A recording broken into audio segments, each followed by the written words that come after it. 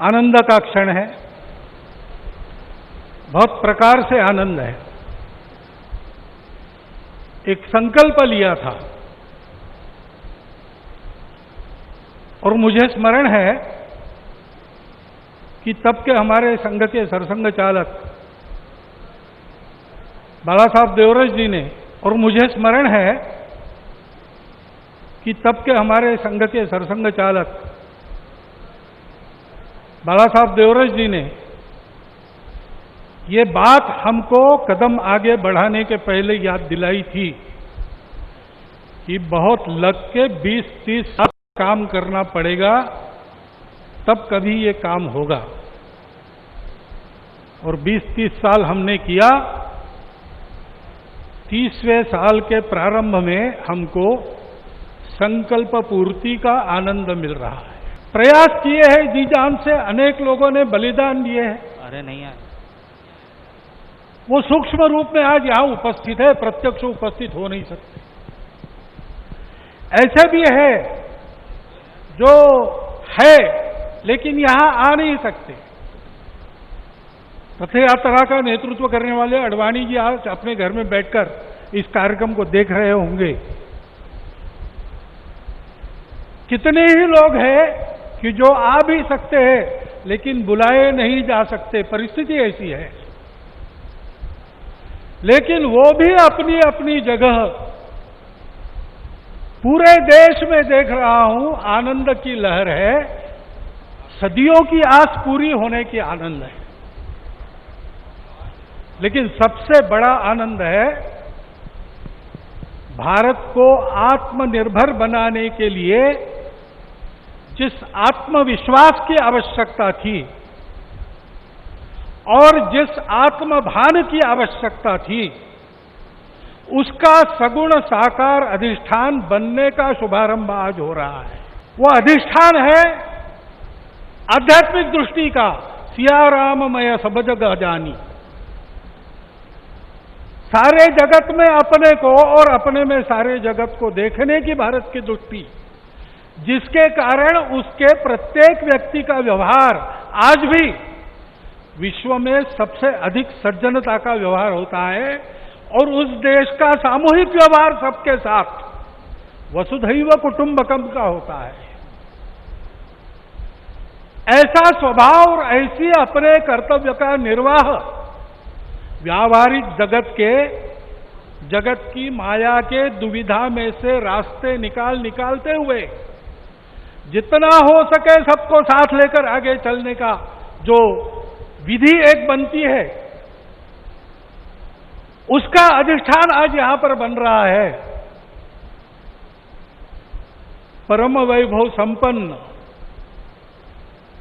और सबका कल्याण करने वाला भारत, उसके निर्माण का शुभारंभ आज ऐसे निर्माण का व्यवस्थागत नेतृत्व जिनके हाथ से है, उनके हाथ से हो रहा है। ये और एक आनंद है और इसलिए उन सब का स्मरण होता है। लगता है अशोक जी यहां रहते तो कितना अच्छा होता, महंत परमहंस रामचंद्र दास जी अगर आज हो सकते तो कितना, लेकिन जो इच्छा उसकी है वैसे होता है। लेकिन मेरा विश्वास है कि जो है वो मन से और जो नहीं है वो सूक्ष्म रूप से आज यहां उस आनंद को उठा रहे हैं, उस आनंद को शतगुणित भी कर रहे हैं। लेकिन इस आनंद में एक स्फुरण है, एक उत्साह है। हम कर सकते हैं, हमको करना है, वही करना है। एतद्देश प्रसूतस्य सकाशादग्र जन्मनाथ स्वम स्वम चरित्रम शिक्षेरन पृथिव्याम सर्वमानव। जीवन जीने की शिक्षा देनी है। अभी ये कोरोना का दौर चल रहा है, सारा विश्व अंतर्मुख हो गया है, विचार कर रहा है कहां गलती हुई, कैसे रास्ता निकले। 2 रास्तों को देख लिया, तीसरा रास्ता कोई है क्या? है, हमारे पास है, हम दे सकते हैं, देने का काम हमको करना है। उसकी तैयारी करने के संकल्प का भी आज दिवस, उसके लिए आवश्यक तब पुरुषार्थ हमने किया है। प्रभु श्री राम के चरित्र से आज तक देखेंगे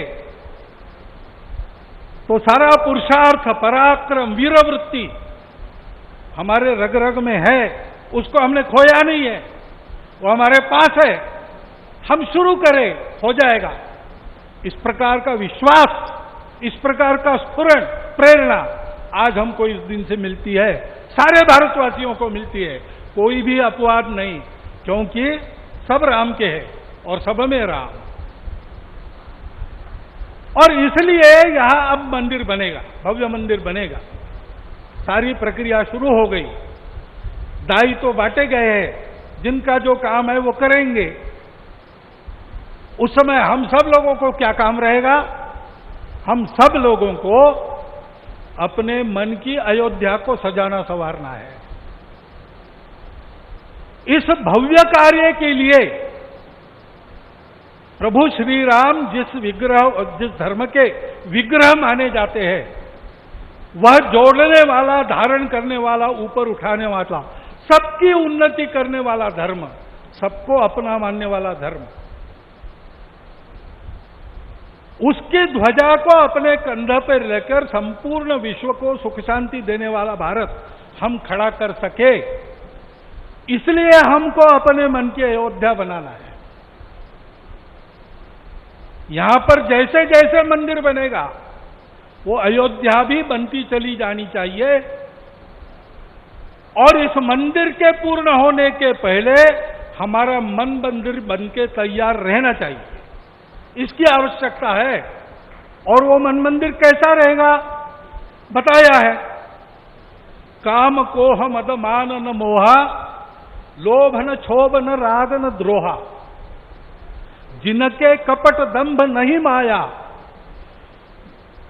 तिनके हृदय बसहु रघुराया।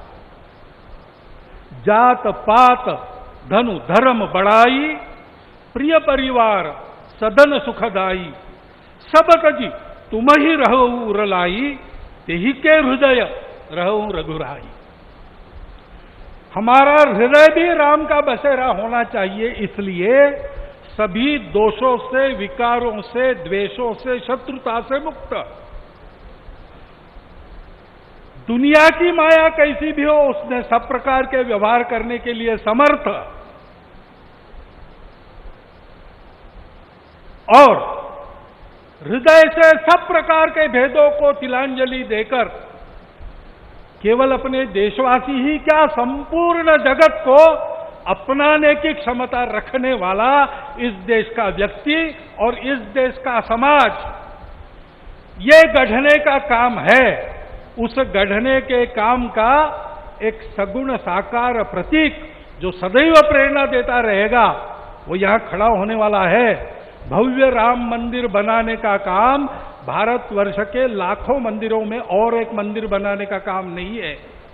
उन सारे मंदिरों में मूर्तियों का जो आशय है, उस आशय का पुनर्प्रगटीकरण और उसका पुनर्स्थापन करने का शुभारंभ आज यहां बहुत ही समर्थ हाथों से हुआ है। इस मंगल अवसर पर, इस सब आनंद में मैं आप सबका अभिनंदन करता हूं। और जो मेरे मन में इस समय विचार आए, उसको आपके चिंतन के लिए आपके सामने रखता हुआ आपसे विदा लेता हूं। बहुत बहुत धन्यवाद।